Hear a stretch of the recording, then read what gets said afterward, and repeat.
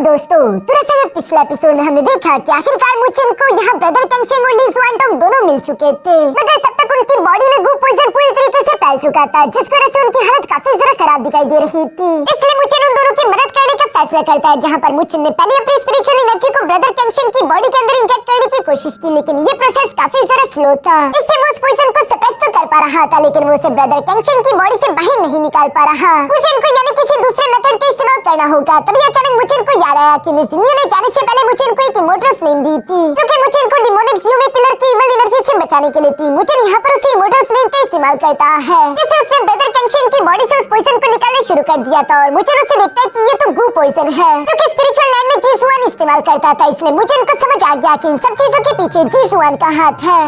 अब आगे तो नेक्स्ट एपिसोड की शुरुआत यहाँ जीसुआन से शुरू होती है, जहाँ पर हम देखते हैं कि जीसुआन एक आदमी के सामने आकर खड़ा हो चुका था। ये आदमी दिखने में काफी हैंडसम और साथ ही साथ बहुत ही ज्यादा खौफनाक और ताकतवर लग रहा है। असल में ये होली सेंट स्पिरिचुअल एकेडमी का डीन है, जिनका नाम डीन qiansheng है। ये सुप्रीम लॉर्ड की पीक स्टेज पर है, जिसे सोवरेन स्टेज भी कहा जाता है। यहाँ जीसुआन जब उनके सामने आया तो वो सवाल करते हुए पूछता है कि आखिर तैयारियां कैसी चल रही है। इस पर जीसुआन जवाब देते हुए कहता है कि फोग वैली में हमने अपना जाल पूरी तरीके से बिछा दिया है। अब आगे आपको बताना है कि आखिर आपको किस तरह का अंत चाहिए। qiansheng सवाल करते हुए पूछता है कि क्या तुम्हें मोलोंगसी पर भरोसा भी है कि वो मुचिन को हरा देगा, क्योंकि मुचिन तो वही इंसान है ना जिसने स्पिरिचुअल लैंड में तुम्हारे लिए काफी मुश्किलें क्रिएट की थी। ये वही है ना जिसे स्पिरिचुअल लैंड की बगावत के लिए जाना जाता है। इस पर जीसुआन जवाब देते हुए कहता है कि आपने सही पहचाना, और तब हमारी होली सेंट स्पिरिचुअल एकेडमी ने ही इसके खिलाफ एक्शन लिया था। ये सब सुनकर qiansheng खड़े होते हुए कहता है कि हाँ, कुछ लोगों की रग रग में बगावत होता है, इसलिए वो हमेशा वैसे नहीं चलते जैसा हमने एक्सपेक्ट किया होता है। जीसुआन भी पहेली में बात करते हुए कहता है कि मैं सिर्फ ऑर्डर्स को फॉलो करता हूँ, इसलिए तो मैंने आपसे सवाल किया कि आखिर आपको किस तरह का अंत चाहिए। ये सुनकर मास्टर qiansheng कहता है कि क्यों ना तुम डिसाइड करो कि आखिर इन लोगों का अंत कैसा होगा। इस पर जीसुआन जवाब देते हुए कहता है कि मैं तो अभी एक डिसाइपल हूँ, एक जूनियर डिसाइपल, जिसे ये फैसले लेने का हक अभी हासिल नहीं हुआ। मैं तो बस ज्यादा से ज्यादा दूर से ये सब देख सकता हूँ। qiansheng भी ये सुनकर मुस्कुराते हुए कहता है कि ठीक है, फिर दूर से इस खेल का नजारा करो कि आखिर इन चूंटियों के खेल में आखिर तक कौन जीतता है। तो सुनकर तो जीसुआन यहाँ ईवल्स की तरह मुस्कुराने लगा। इसके बाद सीन शिफ्ट होकर दूसरी तरफ फॉग वैली में मौजूद उसी केव पर आ जाता है, जहाँ पर हम देखते हैं कि मुचिन ब्रदर केंगशिन की बॉडी के अंदर से यहाँ उस गू पॉइजन को निकालने की कोशिश कर रहा था, जहाँ वो इमोर्टल फ्लेम की इंटेंसिटी को लगातार इंक्रीज करता जा रहा है। ब्रदर केंगशिन को भी काफी ज्यादा तकलीफ हो रही थी, लेकिन कुछ देर किसी तरह तकलीफ बर्दाश्त करने के बाद आखिरकार हम देखते हैं कि मुचिन ने सक्सेसफुली वो गू पॉइजन यहाँ ब्रदर केंगशिन की बॉडी से बाहर निकाल दिया। इस वजह से ब्रदर केंगशिन की बॉडी दोबारा से गोल्डन कलर की चमकने लगी। मुचिन भी ये देखकर खुश होते हुए कहता है कि हम कामयाब रहे। ब्रदर केंगशिन भी ये सुनकर एक लंबी सांस लेते हुए यहाँ खड़े होकर मुचिन का शुक्रिया अदा करता है, क्योंकि सिर्फ मुचिन की वजह से ये पॉसिबल हो पाया। अभी अचानक इन दोनों की नजर वहाँ पर मौजूद ली जुआनटोंग पर पड़ गई, जिसकी बॉडी में गू पॉइजन पहले से भी ज्यादा फैल चुका था। क्योंकि मुचिन ब्रदर केंगशिन के साथ मसरूफ था, इसलिए मुचिन फौरन से ली जुआनटोंग के पास आते हुए कहता है कि सीनियर ली जुआनटोंग, आपकी सिचुएशन तो ब्रदर केंगशिन से भी ज्यादा कॉम्प्लिकेटेड है, यानी कि आपको और ज्यादा तकलीफ होने वाली है। इस पर ली जुआनटोंग जवाब देते हुए कहता है कि कोई बात नहीं, तुम शुरू करो, मैं तकलीफ बर्दाश्त कर लूंगा। ये सुनकर मुचिन बिल्कुल ऐसे करता है, जहाँ वो अपनी मोटर फ्लेम को ब्रदर ली जुआनटोंग की बॉडी के अंदर इंजेक्ट कर रहा था, और ली जुआनटोंग दर्द से चिल्ला रहा है। इसी तरह ये प्रोसेस अगले कुछ घंटों तक चलता रहा, जहाँ आखिरकार हम देखते हैं कि मुचिन ब्रदर ली जुआनटोंग की बॉडी से वो गू पॉइजन भी निकालने में कामयाब हो गया। मुचिन ने यहाँ पर थोड़ा बहुत गू पॉइजन रेसिड्यू अपने पास संभाल कर रख लिया था, जिसे देखते हुए मुचिन कहता है,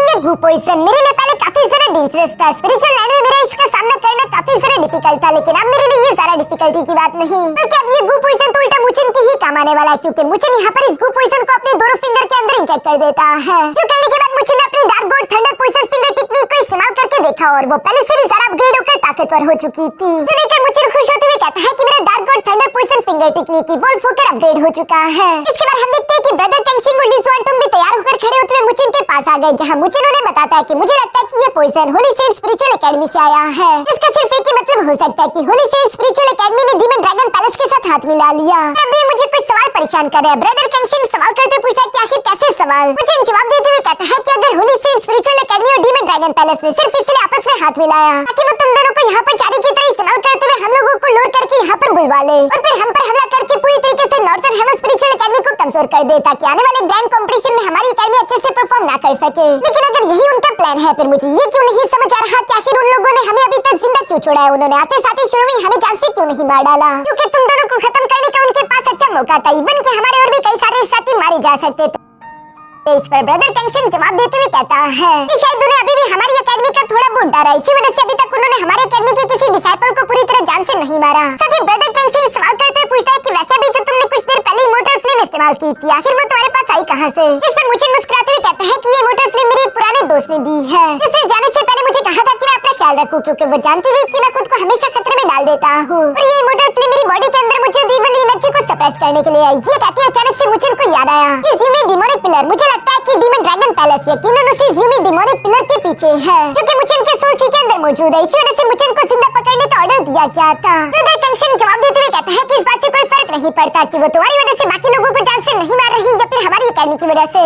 इम्पोर्टेंट यही है कि हमें बाकी सब लोगों को बचाना होगा, हमारे दोस्त इस वक्त खतरे में है, हम उन्हें कामयाब होने नहीं दे सकते। जो सुनकर मुझे भी मुस्कुराने लगा। दूसरी तरफ ली स्वानटोन कहता है कि उन्होंने इस बात की उम्मीद नहीं की होगी कि मुझे तुम ग्रुप पोइजन को न्यूट्रलाइज कर सकते हो, जो कि तुमने हमारी बॉडी से पूरी तरीके से निकालकर हमारी स्ट्रेंथ को रिकवर कर दिया। ये सुनकर ब्रदर टेंशन कहता है कि सिर्फ हमारी स्ट्रेंथ रिकवर नहीं हुई, बल्कि हम पहले से भी ज्यादा ताकतवर महसूस कर रहे हैं, और यही गलती उनकी हार की वजह बनेगी। ये सुनकर मुझे काफी ज्यादा मोटिवेटेड हो गया था। वो अपना मुख आगे की तरफ बढ़ाता है, बिल्कुल वैसे ही जैसे सीनियर लिनसिंग करता था। ये देखकर ब्रदर ली स्वानटोन और कैंशन भी अपना मुख का सामने की तरफ जोड़ते हैं, जहाँ ये तीनों ऊंची आवाज में एक साथ कहते हैं कि हम हमेशा नॉर्थन हेमिस्फीयर स्पिरिचुअल एकेडमी को डिफेंड करेंगे, फिर चाहे हमें आसमान और जमीन एक क्यों ना करनी पड़े। इसके बाद सीन शिफ्ट होकर यहाँ पनिशमेंट हॉल के 3 जनरल्स पर आ गया। इन तीनों ने मिलकर गुइज योंग और टेनलोंग की हालत काफी ज्यादा खराब कर दी थी। टेनलोंग गुस्से में कहता है कि मैं हार नहीं मानूंगा। गुइज योंग भी कहता है कि मैं भी अभी लड़ सकता हूँ, हालांकि इन्हें हर तरफ से घेर लिया गया है। तो सब सुनकर सीनियर लिनसिंग कहता है कि तुम दोनों जिद के सिवा कुछ नहीं कर रहे। ब्रदर जाओ किंगशिन भी बिल्कुल ऐसे ही कह रहा था। वो कहता है कि बेशक तुम दोनों काफी ज्यादा ताकतवर हो, लेकिन तुम दोनों के पास दिमाग नहीं। अगर तुम दोनों के पास दिमाग होता तो तुम जानते होते कि हम तीनों को तुम दोनों नहीं हरा सकते। जो उल्टे ब्रदर जाओ किंगशिन यहाँ पर अपने फ्लूट्स बजाने लगा और उस फ्लूट से कई सारे स्लैश अटैक निकलते हुए उन दोनों को जाकर हिट करने लगे, जबकि ब्रदर गुट यामिंग और सीनियर लिनसिंग भी यहाँ पर अपने तलवार और स्पीयर को लेकर तेजी के साथ नीचे की तरफ आते उन दोनों पर अटैक्स करना शुरू कर देते हैं। ब्रदर गुट यामिंग तो एक पावरफुल फ्लेम पंच तैयार करके गुज योंग के मुंह पर दे मारता है। दूसरी तरफ टेनलोंग भी भागते-भागते अपनी जान बचाने की कोशिश कर रहा था। इस पर सीनियर लिनसिंग कहता है कि ये बेकार की कोशिश है, इसका कोई फायदा नहीं, तुम्हारी भलाई इसी में है कि तुम हार मान लो। और ये कहते वो भी फुर्सत से टेनलोंग को पकड़ लेता है। यहाँ उसने टेनलोंग से अपनी तलवार पर हमला करना शुरू कर दिए थे। गुइज योंग भी उड़ते हुए टेनलोंग के पास आ गया। तभी अचानक हम देखते हैं कि ब्रदर जाओ अपने बांसुरी के कई सारे स्लैश अटैक का इस्तेमाल करते हुए इन दोनों को एक साथ हिट कर देता है। ये दोनों बुरी तरीके से पिटाई खा रहे थे। इन दोनों के जीतने के वैसे भी कोई चांसेस नहीं थे। ब्रदर जाओ किंगशिन लगातार अपने बांसुरी का इस्तेमाल करते हुए इन दोनों को इल्यूजन में भी डालने की कोशिश करता जा रहा था। इससे तो अब इन दोनों की जिंदा बचने के भी आसार दिखाई नहीं दे रहे थे, इसलिए ये दोनों वहाँ से भागने की कोशिश करते क्योंकि इसके सिवा कोई रास्ता नहीं बचा। लेकिन पेनल्टी हॉल के 3 जनरल इन दोनों को भागने नहीं देते, बल्कि वो हर तरफ से इनका रास्ता ब्लॉक कर देते हैं, जिस पर ये दोनों गुस्से में कह रहे थे कि ये तो गलत बात है, तुम तीनों हो और हम 2 लोग, क्या तुम लोगों में जरा सी भी इज्जत नहीं? ये तो बिल्कुल भी बराबरी की फाइट नहीं है। इस पर सीनियर लिनसिंग जवाब देते हुए कहता है कि अब तुम लोग इज्जत और बराबरी की बात कर रहे हो, जबकि कुछ देर पहले तुम 2 मिलकर एक बंदे पर हमले कर रहे थे। तो सुनकर दोनों को काफी ज्यादा गुस्सा आ गया था। ये दोनों अपने वेपन्स का इस्तेमाल करते हुए प्लानिंग के साथ यहाँ चारों तरफ गर्दा फैला देते हैं, ताकि इन दोनों को एक साथ ब्रदर जाओ किंगशिन पर हमला करने का मौका मिल सके, एक बार ये उसे टेक डाउन कर दे। उसके बाद ये दोनों लिनसिंग और गुट यामिंग का मुकाबला करने का सोच रहे थे, लेकिन हम देखते हैं कि गुट यामिंग और लिनसिंग ऐसा होने नहीं देते, बल्कि वो ब्रदर जाओ किंगशिन को प्रोटेक्ट करने के लिए सामने की तरफ आ गए। ब्रदर गुट यामिंग तो यहाँ गुज योंग को काफी जोरदार पंच करते हुए हवा में पटक देता है, जहाँ से उसने अपने फ्लेम स्पीयर को तैयार करके उसकी बॉडी के आर पार करवा दिया। दूसरी तरफ लिनसिंग ने भी टेनलोंग की अच्छी खासी पिटाई कर दी थी और वो उसे बुरी तरीके से इंजर्ड करते हुए जमीन पर पटक देते। अब ये दोनों ही और ज्यादा लड़ने के काबिल नहीं बचे, इसलिए ये दोनों अपने वेपन्स को गिराते हुए कहते हैं कि प्लीज रुक जाओ, हम दोनों हार मानते हैं। वैसे भी ये नॉर्थन हेमिस्फीयर स्पिरिचुअल एकेडमी का रूल है कि कभी भी कमजोरों को बुली नहीं करना चाहिए। तो सुनकर तो ये तीनों ही रुक जाते हैं, पर तभी अचानक पीछे से किसी की आवाज सुनाई दी, जो कि हंसते हुए तालियां मारकर कह रहा था कि पेनल्टी हॉल के 3 जनरल्स, मैंने तुम लोगों की स्ट्रेंथ के बारे में जो कुछ भी सुना था वो सब कुछ सही निकला। असल में ये कोई और नहीं बल्कि मोलोंगसी था, जिसके साथ मुगु भी आया हुआ है। गुइज योंग तो मोलोंगसी को देखते हुए कहता है कि मोलोंगसी, इन तीनों ने हमारे खिलाफ टीम अप करके हम पर हमला किया, अच्छा हुआ कि तुम यहाँ पर आ गए। ये सुनकर मोलोंगसी हंसते हुए कहता है कि तुम नॉर्थन हेमिस्फीयर स्पिरिचुअल एकेडमी वाले हमेशा राइटनेस और अच्छाई की बातें करते रहते हो, अब बस सिर्फ ये बताओ कि तुम लोग 4 वर्सेस 3 की फाइट करोगे या फिर 1 वर्सेस 1 की?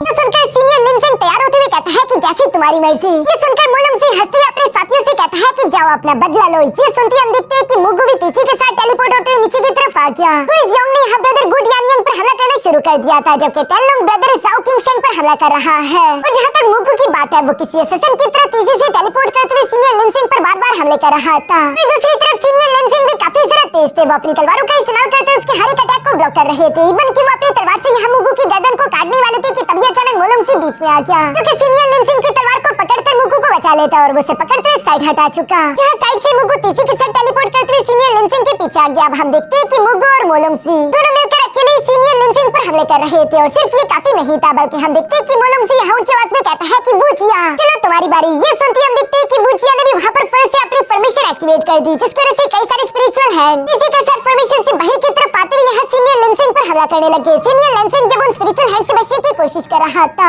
मोलोंगसी इसी मौके का फायदा उठाकर तीसी के साथ मूव करते हुए सीनियर लिनसिंग के ऊपर आकर अपनी तलवार से उसे हिट करते हुए कहता है कि मैं तो बताना भूल गया कि हम 4 नहीं बल्कि 5 हैं। उस प्रीवियस अटैक से हम देखते हैं कि सीनियर लिनसिंग बुरी तरीके से इंजर्ड होकर जमीन पर आ गिरा, जहां मोलोंगसी आते हुए उसकी छाती पर पैर रखते हुए कहता है कि तुम्हें हराना तो काफी जरा बोरिंग काम था, क्यों ना तुम्हें अभी मारा ना जाए और बंदी बना लिया जाए, क्योंकि तुम्हारे बदले हम नॉर्थर्न हेवन स्पिरिचुअल एकेडमी से काफी कीमती चीजें ले सकते हैं। सीनियर लिनसिंग जो कि जख्मी हालत में जमीन पर पड़ा हुआ था, वो साइड पर देखता है कि उसके बाकी के दोनों भाई भी हार चुके हैं, क्योंकि इनकी तादाद ज्यादा थी। ग्यूसोंग तो यहाँ पर ब्रदर गुड यानियन को लात मारते हुए कहता है कि तुम्हारे नॉर्थर्न हेवन स्पिरिचुअल एकेडमी ने हमारे सर पर बाउंड्री रखी थी ना, लेकिन देखो तुम लोगों को हमने अपना बंदी बना लिया, अब तुम तीनों क्या करोगे। ये तीनों ही यहाँ पर बुरी सिचुएशन में फंस चुके थे। इसके बाद सीन शिफ्ट होकर वापस से मिस लूली पर आ गया, क्योंकि वुजिया के कई सारे फॉर्मेशंस को तोड़ते तोड़ते आखिरकार उस जगह पर आ चुकी थी जहाँ मिस सुजुआन ट्रैप है, जहाँ वो स्पिरिचुअल फॉर्मेशन ककून के फॉर्म में मिस सुजुआन को ट्रैप करते उसकी बॉडी से स्पिरिचुअल एनर्जी कंज्यूम कर रही है। मिस लूली अभी यहाँ पर पहुंची थी। वुजिया उससे कहता है कि ये मत सोचना कि ये कोई मामूली फॉर्मेशन है, बल्कि इस फॉर्मेशन के मेन एरियाज बहुत ही ज्यादा कॉम्प्लेक्स और एक दूसरे के साथ जुड़े हुए हैं। इसे मैंने फॉग वैली की गहराई में प्लांट करके रखा हुआ है, तुम चाहकर भी इस फॉर्मेशन को तोड़ नहीं पाओगी, और भागने की तो सोचना भी मत, क्योंकि पूरे के पूरे फॉग वैली में भी तुम कहीं बचकर नहीं जा सकती। यहाँ पर हम देखते हैं कि एक स्पिरिचुअल हैंड मिस लूली को पीछे से पकड़ने की कोशिश करने वाला था, लेकिन मिस लूली आसानी के साथ उसे अपनी तलवार से काट देती है। साथ ही साथ मिस लूली धीरे धीरे आगे की तरफ बढ़ते हुए कहती है कि आखिर तुम्हें किसने कहा कि मैं भागने वाली हूँ। जो बोलते एक साथ मल्टीपल स्पिरिचुअल हैंड ने मिस लूली को पकड़ने की कोशिश की, लेकिन मिस लूली उन सबको आसानी के साथ काट देती है। साथ ही साथ वो कह रही थी कि मैं भागने नहीं वाली, बल्कि मैं इस फॉर्मेशन को अगले 3 ब्रेथ्स के अंदर डिस्ट्रॉय करने वाली हूँ। तो सुनकर तो वुजिया ने पहले से भी दुगनी तादाद के स्पिरिचुअल हैंड को मिस लूली की तरफ भेज दिए थे, लेकिन मिस लूली तेजी के साथ मूव करते हुए सारे के सारे स्पिरिचुअल हैंड को अपनी ब्लेड से काट देती है। साथ ही साथ नीचे की तरफ आते हुए मिस लूली ने अपने लोअर डिवाइन सोर्ड के फर्स्ट ब्रेथ को एक्टिवेट करना शुरू कर दिया था, जो देखकर तो वुजिया भी शॉक हो गया और वो कहता है कि मैंने तुम्हें शायद कुछ ज्यादा ही अंडर एस्टिमेट कर दिया, अब देखो मैं तुम्हारे साथ क्या करता हूँ। ये बोलती वो अपनी म्यूजिकल इंस्ट्रूमेंट को बजाकर एक साथ वहाँ पर कई सारे फॉर्मेशंस एक्टिवेट कर चुका था, जिससे इससे पहले के स्पिरिचुअल हैंड्स बाहर की तरफ आ पाते। तभी मिस लूली अपनी तलवार को जोरों के साथ जमीन पर मारती है और उसके अंदर से लोअर रिवर की एनर्जी निकलते हुए तेजी के साथ उन सारे के सारे फॉर्मेशंस सर्कल्स को तोड़ चुकी, जो देखकर तो वुजिया को भी गुस्सा आ गया था। वो आसपास के सारे फॉर्मेशंस की स्पिरिचुअल हैंड्स को एक जगह पर लाकर कंबाइन करते हुए एक बड़े से स्पिरिचुअल पाम में कन्वर्ट कर चुका, जो कि क्लॉ अटैक बनाते हुए अभी मिस लूली पर हमला करने ही वाले थे। दूसरी तरफ सामने मौजूद मिस लूली हम देखते हैं कि सेकंड ब्रेथ एक्टिवेट कर लेती है। जिस सेकंड ब्रेथ में मिस लूली की तलवार के अंदर इतनी सारी एनर्जी थी कि वो उसे सिर्फ अपनी 2 उंगलियों से हिट करती है, और उसके लोअर डिवाइन सोर्ड के अंदर से इतनी खतरनाक एनर्जी वेव निकले कि वो उस क्लॉ अटैक को डिस्पर्स कर चुके। इस तरह से वुजिया की फॉर्मेशन भी धीरे धीरे करके कमजोर पड़ रही थी। वुजिया यहाँ पर अपनी पूरी कोशिश कर रहा था, वो और पैनिक करने लगा, क्योंकि हम देखते हैं कि मिस लूली उसकी नजरों के सामने यहाँ पर अपने साथियों को धीरे धीरे करके आजाद करवाती जा रही है, और वो कुछ कर भी नहीं पा रहा। वो गुस्सा होते हुए कहता है कि मोलोंगसी इस लड़की को रोको, क्योंकि उसे मिस सुजुआन की सारी एनर्जी कंज्यूम करनी थी और वो अपनी सारी की सारी स्पीड इसी पर लगा चुका। मिस सुजुआन की भी स्पिरिचुअल एनर्जी पहले से ज्यादा तेजी के साथ कंज्यूम हो रही है, इसलिए उसे काफी ज्यादा तकलीफ हो रही थी। दूसरी तरफ मिस लूली आगे की तरफ बढ़ते बढ़ते आखिरकार यहाँ पर तीसरे ब्रेथ को भी एक्टिवेट कर लेती है, जो कि बहुत ही ज्यादा पावरफुल स्लैश टेक्निक थी, बल्कि वो पहाड़ों तक को चीर देती है। और इस फाइनल ब्रेथ टेक्निक का इस्तेमाल करते हुए मिस लूली ने सक्सेसफुली यहाँ वुजिया के सारे फॉर्मेशन को ब्रेक कर दिया। दूर से मुचिन को भी अपने स्पिरिचुअल आइज की वजह से ये सब कुछ मालूम हो जाता है कि मिस लूली ने वुजिया के फॉर्मेशन को ब्रेक कर दिया है, जो कि लोगों के लिए काफी ज्यादा अच्छी बात थी। इसलिए ब्रदर गैंगशिन कहता है कि हमें मोलोंगसी को जल्दी से जल्दी ढूंढना होगा, और ये तीनों उसी तरफ रवाना होने लगे। दूसरी तरफ हम देखते हैं कि फॉर्मेशन को पूरी तरीके से तोड़ देने की वजह से यहाँ मिस सुजुआन आजाद हो गई, जिसकी तरफ जाते हुए मिस लूली संभाल कर उसे खड़ा कर लेती है।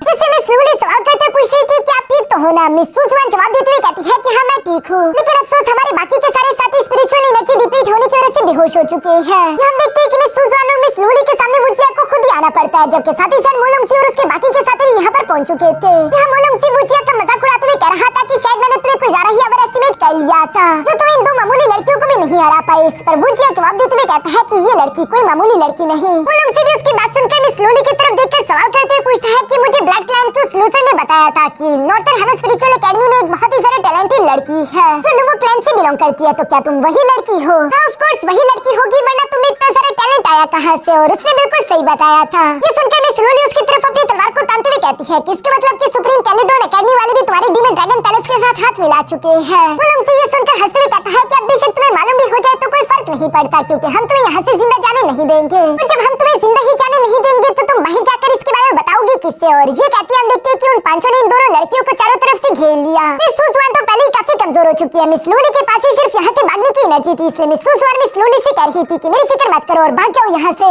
लेकिन मिस लूली उसकी बात नहीं सुनती, बल्कि हम देखते हैं कि मिस लूली अकेली उन पांचों के साथ फाइट करने के लिए तैयार हो गई। यहाँ इससे पहले कि ये पांचों मिस लूली के जरा से भी करीब आ पाते, तभी अचानक हम देखते हैं कि आसमान से खतरनाक बिजली तेजी के साथ यहाँ पर आ गिरी, जिसके इफेक्ट के कारण ये पांचों पीछे की तरफ धकेले गए और हमें देखने को मिलता है कि एक हाथ मिस लूली की कमर पर आ जाता है, जो कि असल में कोई और नहीं बल्कि मुचेन था। मुचेन अपने दोस्तों के साथ यहाँ हीरो की एंट्री लेते हुए पहुंच चुका है, जो कि मोलुंगसी की तरफ देखते हुए कहता है कि कमीने मोलुंगसी, मेरे साथ तो अभी मेरा पुराना हिसाब भी बाकी है, जो कि मैं आज के आज चुकता करूंगा। मोलुंगसी भी अपने सामने मुचेन को देखकर खुश होती हुई इवल्स की तरह मुस्कुराने लगा और यहाँ पर इसी सीन के साथ हमारा ये एपिसोड यहीं पर खत्म हो जाता है।